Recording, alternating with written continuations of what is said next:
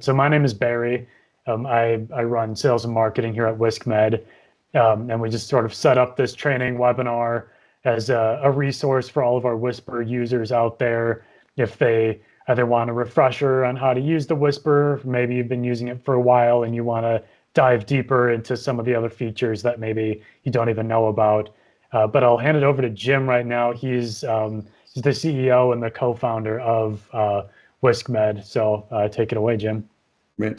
I guess I just start by asking Dr. Nimray, did you have any specific questions that you wanted to get answered before we launched into just a very brief presentation? No, sir. Thank you. Okay. So I think what we'll do is we'll just do the brief presentation, and then if that brings questions to mind, we're happy to answer them. Or else Barry has a number of questions that might lead to a discussion. So again, my name's Jim Burby. I'm the founder of WhiskMed, and I'm one of the inventors of the Wispr digital otoscope. I'm an emergency physician, and the Wispr came about just because of my frustration with trying to do a pediatric ear exam with the traditional analog devices. So it was an act of frustration more than anything else that brought about this device. And I'll just go ahead and share our presentation, and if it leads to questions, that's great. And Barry, can you see the presentation okay? Looks like you can. Okay. Yes, I can. Yep. Okay, great. So the first thing I'd say is, we're really concerned about supporting our customers. So if you ever have any questions or issues with your Wispr otoscope, please don't hesitate to reach out to us. I know your day is busy, and if it's one of your assistants or nurses or administrative staff that you want to have call us, we're happy to talk to them, and we're happy to work through any issues. So we don't want you to be frustrated, and we want the device to work well for you and be reliable for you. We have on our website, we have quite a large ear exam resource center. We publish a case every single week that's sort of in board style questions of a different picture and some videos, and we ask questions about what the situation is, and then obviously we give the answers too. But I wanted to give you a few examples of the quality of the images that you should expect from the Wispr. So the Wispr has auto focus and auto light intensity. So there's never a need to focus the Wispr, and there's never a need to adjust the light intensity of the Wispr. It's all done automatically. And these are sort of the quality of the images that you should expect from your Wispr. They should be sharp and crisp. They are not high resolution, but they are diagnostic. And that was our goal with the device. Just some more examples of different conditions that you might see with the device. That granuloma on the right, that's actually from an ear. So we do have some providers that use our device both in the ear and in the nose and in the throat. It's not optimized for those cavities. It's really optimized for the ear, but it can be used to, especially like epistaxis in the nose to see where it bleed's coming from and to be able to cauterize the bleed. A lot of our providers do use it for that kind of thing. Just a few sort of keys to success with the Wispr. The first thing that we recommend is starting on older patients to begin with. So, and the reason for that is, older patients, family members, are cooperative, right? They're going to hold still while you're doing the exam. And the reason for that is, as you may have discovered already, there's a little bit of eye-hand coordination involved in using the Wispr, where you have to look at the screen, and then while you're looking at the screen, you manipulate where the tip, which is where the camera is, to steer towards the view of the tympanic membrane. And it's certainly not difficult, but it does require just a little bit of practice. It is a little bit different than the standard analog exam, where you kind of shove the speculum in the ear and get the exam by almost kind of expanding the ear canal. With the Wispr, the idea is a little bit different. The idea is to actually, ideally, not even touch the ear canal because the speculum is so small. And so, the general idea is start with adults, household members, clinic staff. And then work your way down, then start with a 10-year-old and then, 6-year-old. And eventually, you can get down to your very youngest patients and have successful exams. Another key to success is the Wispr is essentially a computer. There's 6 different circuit boards in the Wispr. And the battery handles that we use with the Wispr, we don't make the battery handles. Those come from Welch Allyn. And those handles were originally designed to power a light bulb. And, powering a light bulb is much different than powering circuit boards. And so we say that the Wispr requires reliable power, which means that if you're using it with a battery handle, the battery has to be fairly new. And we usually, it's hard to define exactly what that means, but we usually say sort of, within 2 years of manufacture of the battery. And the battery also has to be fully charged. But a reasonably new battery, fully charged, should power the Wispr. Like this, for example, this battery should power the Wispr for at least 30 minutes continuously. And since an exam takes seconds, ideally this handle should be able to get you through the whole clinic day without having to recharge. There are other handles available. There's lithium-ion handles available from different manufacturers that actually power the Wispr for up to 3 hours. So there's other handles that are available, and we list all the handles that we support with the Wispr on our website, and we can direct you to that if you would like that information. The other thing that we run into with customers is the Wispr, the camera on the Wispr is at the very tip of the supporting tube. So it's the camera's at the very tip of the speculum, and the speculum is not covered. So it's possible to get contamination from the ear onto the camera. And if that happens, that causes the picture to be blurry. So the only reason the picture should ever be blurry with the Wispr is because there's a small amount of contamination on the camera. And so we recommend wiping down the camera after every use with a alcohol swab from the nurse server. What we find with our customers is that with practice, I won't say rarely, but it's much less frequent that you get contamination on the camera, because you get really good at being able to steer the tip through windows of the cerumen of the wax, and so you don't contaminate the tip with a little bit of experience. But this is a video that just kind of shows what we mean by that, and it's sometimes when we're doing this with teams, it's sometimes a little bit choppy. So I'm just going to try and narrate this myself if I can. I'm going to turn off the volume and just narrate it myself. Let's see. There we go. So this is showing the Wispr, and then we're pointing to where the tip of the camera is. So the camera is right at the very tip of that speculum. It's actually obviously in the supporting tube. It's not in the speculum itself. It's under that. And what we've done is we've contaminated the camera in this particular case to show you what a blurry image looks like. And we're just imaging obviously an alcohol swab, and you can see you can't read the text. You can, it's very hard to read. And this text should be perfectly clear. When you do this, you should be able to. It should be very crisp, very clear. The colors should be true to color. And when they're not, that indicates that there's contamination on that tip. And so all you need to do is just take off the speculum, get yourself the 1x1 alcohol swab, and then just run it across the tip where the camera is located. And then also we recommend just wiping down the barrel at the same time. And this is a perfectly legitimate thing to do. In our engineering of the device, we tested thousands and thousands of wiping down the camera. And now you can see after that's done, you can see a perfectly clear text and perfectly clear color. And my general practice when I'm doing exams is when I first pick up the Wispr and turn it on, I either shine it at my hand or I shine it at a piece of text like the patient record number or a patient band or something, and I just make sure that it's a nice clear picture before I do the exam. And then I always know that the camera is clean and ready to go. The other thing that we highly recommend, one of the fragile pieces of the Wispr that we're aware of is that supporting tube. And so you can see we're showing a picture of the broken supporting tube on the left side. And that's what it can happen if you're unlucky when you drop the Wispr. And so we recommend always keeping a speculum on the device, which is a little different than all of us have been trained. We've all been trained that after the exam, you take the speculum off and you throw it out, and then you put a new speculum on when you're about to see the patient. We suggest sort of the opposite. We suggest that you do the exam, you take off the speculum, you throw it away, and you put a clean one on so that it's ready to go for the next patient. And the reason for that is that speculum does help to protect that tube in the event of a drop. Not 100% of the time, but it does make a huge difference in protecting that tip. And I think, as you know, we do have Wispr Care.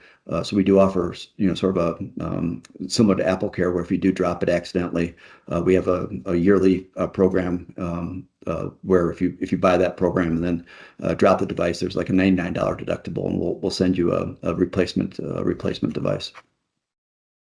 So again, the keys to success with the Wispr really practice, start on older patients and work your way down. Make sure the battery handle's in good shape.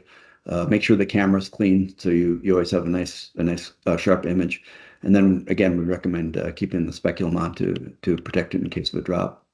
And again, we sort of stress this, that we've noticed that some of our customers tend to use the Wispr like in only the most challenging patients. So like the youngest patients, or patients with chromosomal diseases or something like that.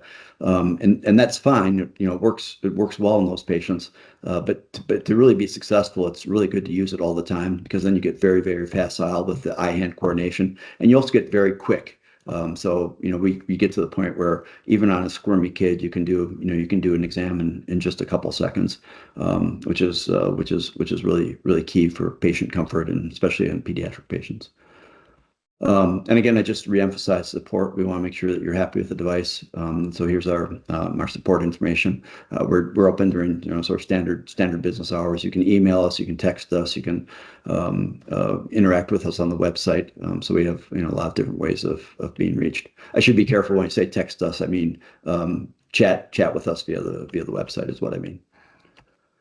So that's just kind of the prepared information that we had. And I don't know, I'm going to just stop the presentation here for now. And if that led to any questions, we're happy to answer them. And if not, Barry had some sort of prepared questions that we could go over also. What would be your preference?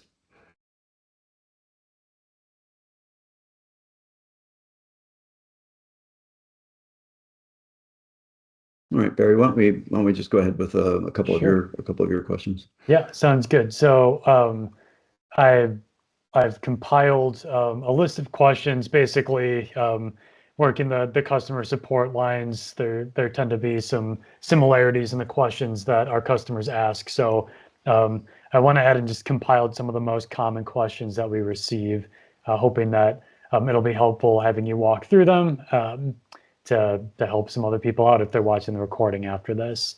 Great. So the first one that I have is generally I can't seem to get a good visual of the tympanic membrane. Instead, the image seems to be completely washed out in white. So what's going on with that? Yeah, so if you get so there's two possibilities. One possibility, as we discussed, was that the camera's dirty, and that just needs to be cleaned. More likely, based on the description of what you just said, is that the camera. We talked about how the camera has automatic light intensity and automatic focus, but the automatic light intensity piece takes a fraction of a second to adjust to. So if you were to take the Wispr and shine it directly at your hand, close to your hand, it'd be a whiteout picture. But if you just hold it there for just a fraction of a second, the software aperture in the device adjusts the light intensity, and then you get a normal picture.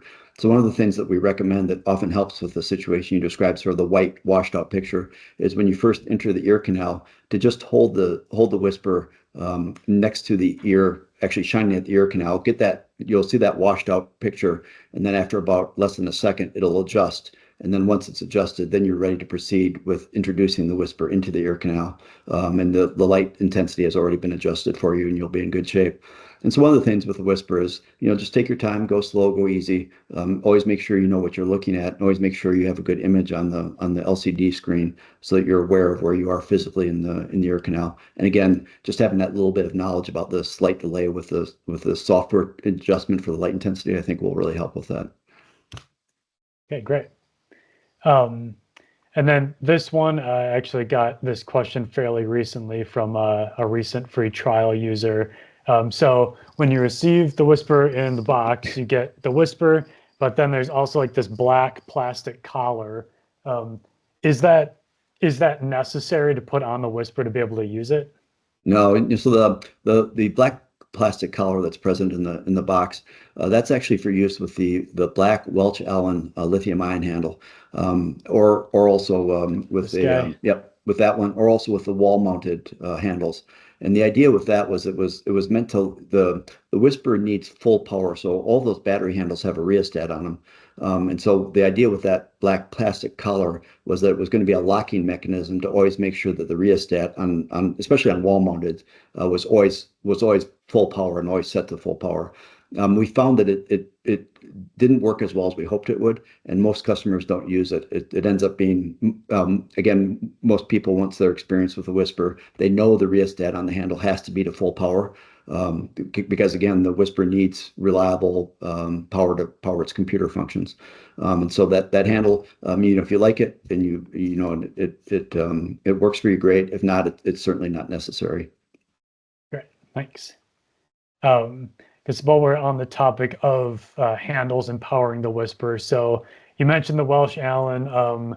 This is the 71,000A handle that comes with the bundles if you purchase one of the bundles that comes with one. But like, what other types of handles is the Wispr compatible with? Yeah, so on our website, there's a list of all the handles that we've supported and certified for working with the Wispr. So it's most of the Welch Allen battery handles, including the one you just showed, which plugs into the wall. Welch Allen also makes NiCad batteries that sit in a battery, a well charger. The Wispr works with that. The black lithium-ion handles that Welch Allen makes, it works with that. It works with all the current generation of the wall handles, the wall-mounted handles that Welch Allen makes. And then it works with a couple of the different models of both the Reister handles and also with the what's the German one? The Heine handles? The Heine, yeah, the Heine handles.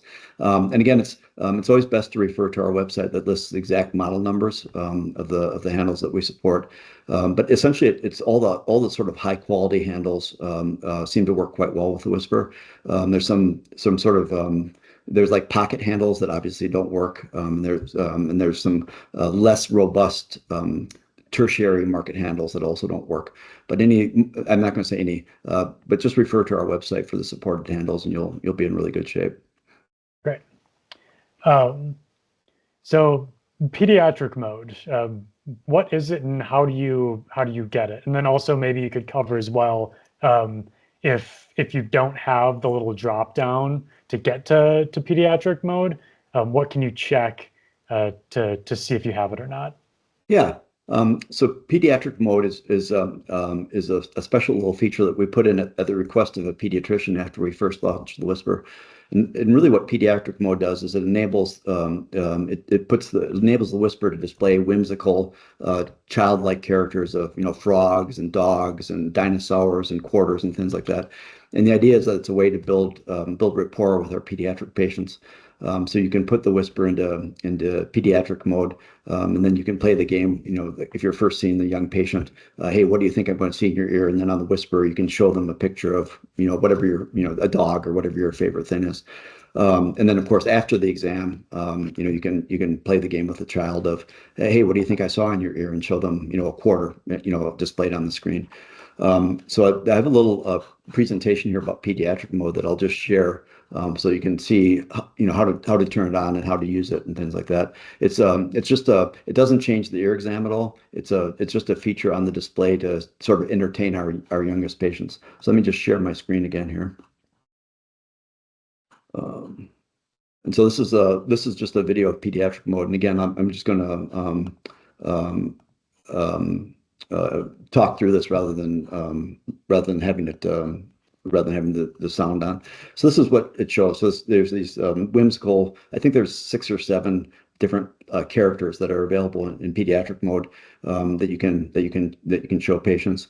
And then the way that you turn it on is when you swipe up from the bottom, that bottom swipe pad there, which will happen in just a second here.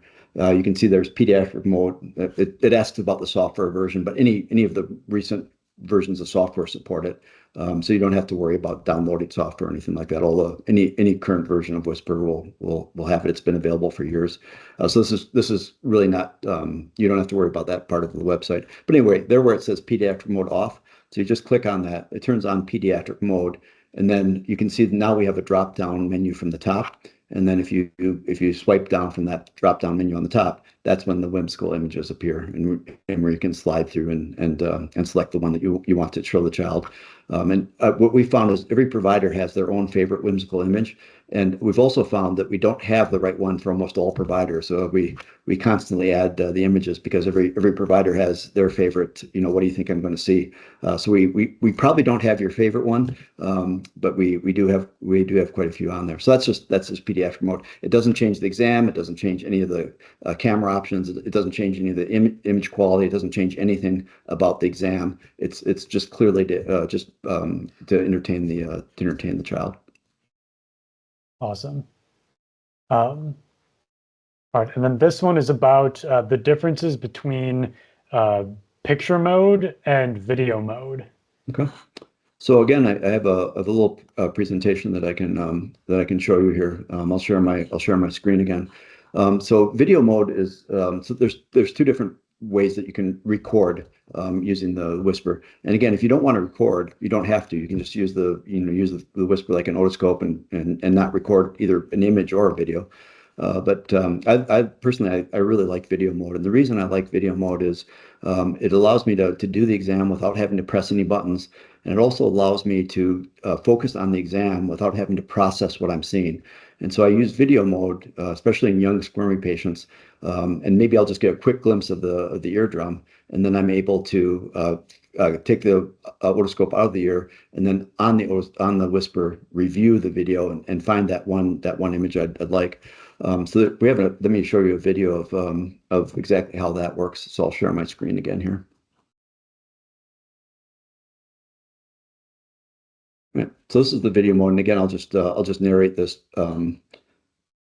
Video mode. Right now, we're showing just beginning by showing what video looks like on the Wispr. And again, on the device, this is very smooth. It might be a little bit ragged as you're watching it here on the presentation, but it's very smooth. You can see that's actually an acute otitis media, and so it's just showing some of the scrubbing functions. Now we'll go through and kind of show you a little bit more carefully. So right now it's an image mode because there's a camera there, and so if you press the blue action button now, you would just take a picture.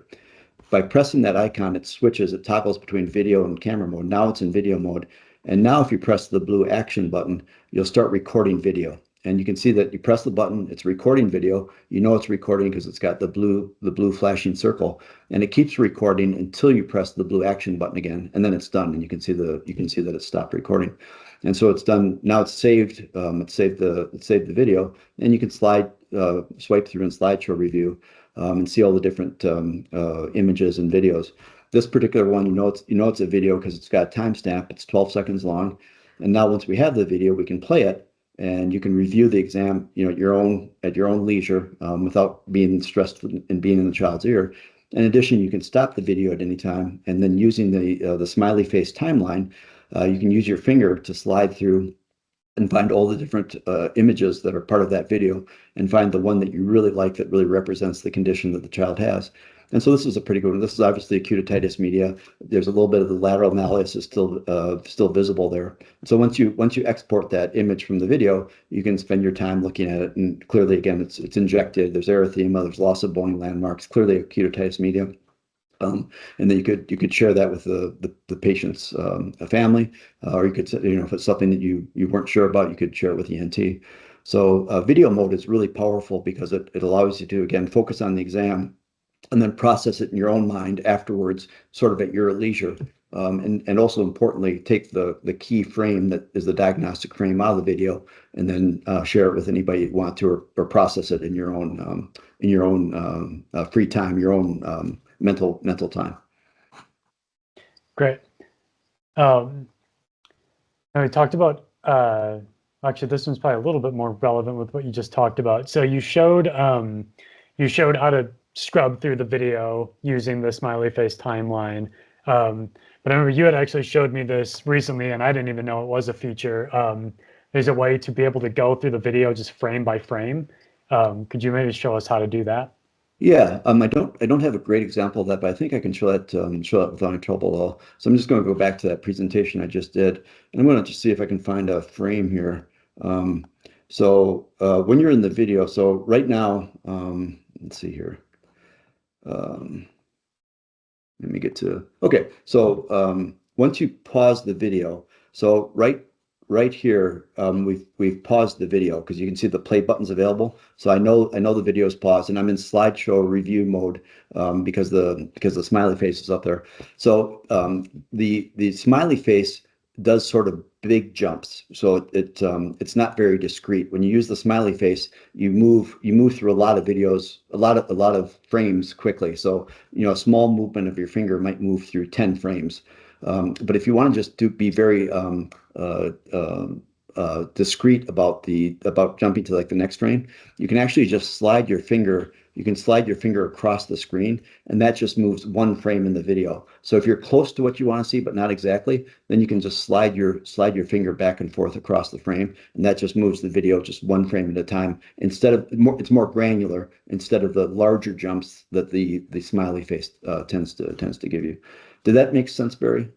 Yeah, Okay. absolutely. Yeah, you can just swipe back and forth Yep. to go one frame at a time. And what I really liked about that feature is I was noticing if I had like a longer video, it got really hard using the smiley face timeline to try to get to exactly what I wanted, because the length of the smiley face doesn't change. That's right. That's right. So being able to sort of get close and then do the swiping to get to Yep. exactly the right picture was really helpful. Yep, that's a good point. Yep. So only a few more questions left that I had prepared ahead of time. Um, One of them is about just exporting images via the USB. I don't know if you want to walk through that, but are there any other ways that providers tend to get images off the Wispr without having to use the USB, like to try to get them into like their EMR app? Yeah, the two primary ways that our customers tend to get images off, one is downloading to the USB, and frankly, that's not used very often because it requires a little bit of. It's not hard or anything like that, but it's another thing to do in a busy doctor's day, and so the time a doctor would actually take the time to download to the USB, the built-in USB on the Wispr, that would be sort of an exceptional case, right? Something, an acute otitis media that you want to be able to track, or a ear condition that you've never seen before that you want ENT to consult on, or maybe the family wanted the image for some reason. Those would be all reasons to download to the USB. And again, it takes a minute maybe, but certainly most busy physicians don't want to take that minute, and try to remember how to do it. It's not complicated, but if you don't do it all the time, it takes a little bit of time to remember how to do it. So really, the quick and dirty way to capture an image is just take out your cell phone and take a picture of the picture. That's the quick way to get the image, and especially if you're using Haiku or another mobile app on your phone, mobile EMR app on your phone. It's also a very quick way to get the image into the patient's chart because your phone's already synced to the patient's chart. You just take the picture of the Wispr, and now the image is in the patient's chart. So that's by far what most of our customers would do. Again, except in the exceptional and relatively rare cases where they wanted the original image and they wanted to share it for some reason, an education reason, a consult reason, patient satisfaction reason, a tracking condition reason. But again, generally, most of our customers would use the phone and then the mobile EMR app on the phone. Great.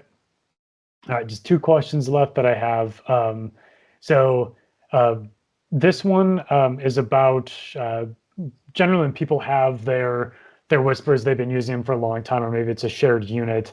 But my Wispr seems to be running slow, especially at boot up, like it's taking a long time. How can I make it run faster? Yeah, so we've noticed that too. This is actually something we discovered after our Wisprs had been used in the field for quite some time. So we were very generous with the amount of memory that we put on the Wispr. There's 64 gigabytes of memory on the Wispr. So that is a lot of ear exams. That's thousands of ear exams. And what we have noticed is that when the Wispr first starts, it does have to process the database. And so the more images that you have on the device, the longer the startup time is for the Wispr. I should point out that the Wispr never runs out of memory, because if for some reason you actually had 64 gigabytes worth of memory, the Wispr overwrites the oldest memory. So it never runs out. It'll never give you a memory out of memory error. But it does certainly, especially at boot up, that's when it's most notable. You'll sense the Wispr is just a little more sluggish than it used to be. And so a quick way to fix that is, through the Wispr, there's a delete all function. There's a select, you can select images and delete images surgically, but there's also a delete all image. And so those would be the ways to increase the startup performance of your Wispr if you just kind of feel like it's not quite as snappy as it used to be. And it's not profoundly different. It's a difference in seconds. So normal startup might take 3 or 4 seconds. And if you have a significant number of images, at worst it would double that, probably not even. It might be 50% more. But again, for a busy physician, it's kind of noticeable. It's like, this seems like it's taking a little bit longer than it used to. So the answer to that is deleting images off the Wispr. Yeah, perfect, thanks. Then last question, you'd already kind of hinted at this in your presentation, but it seems like the light on the tip of the speculum seems to be a lot dimmer than it used to be. Is there any way to fix this? Yeah, so if the light is dim, and especially if the image on the Wispr is dark, the reason for that is almost 100% of the time the Wispr has been dropped and that tip got bent a little bit. And sometimes it's not even apparent that the tip got bent, but the way the light is applied to the camera, the LED that provides the light is actually back in the Wispr itself. And then there's about 800 light fibers that bring the light from the LED to the tip. And so those light fibers run through that thin metal supporting tube. So if you drop it and you get any kind of kink in there, what happens is you can take out a significant number of those light fibers, and that's enough to affect the quality of the image. So if you see that happening, why is the image so dark all of a sudden, or just doesn't, I'm not getting the quality I used to. As long as the camera's clean and you've tried wiping that down, the answer is it's not going to be a low power problem, because that presents differently. But it's almost always going to be that those light fibers have been damaged. And if that's the case, give us a call at support, and we'll get that. We'll work with you to get that taken care of and get that fixed. Great. All right. Well, thank you. Those are all the questions that I had put together. That covers most of the general things that our customers seem to run into. Do you have any other questions, like Dr. Nimri or anyone else that we could go over before wrapping up? No, thank you. Great presentation. Thank you, sir. Thank you. Awesome. Thanks. Barry, thanks very much, and I look forward to the next session. Sounds great. Yeah, so we'll be posting this on YouTube for anyone that's watching a recording of this. If you have a question that we didn't answer, you can go to our website and just ask it in the chat. Chances are myself or Alex, who wasn't able to join the call today, will be on the other side to answer it. Or if you want to just drop your question in the comments as well, we'll see it. So thanks, and we'll be sending out another email probably in a month or so, inviting you to the next one. All right. Thank you. Thanks a lot. Thank you. Bye-bye. Bye. Thank you. Bye-bye.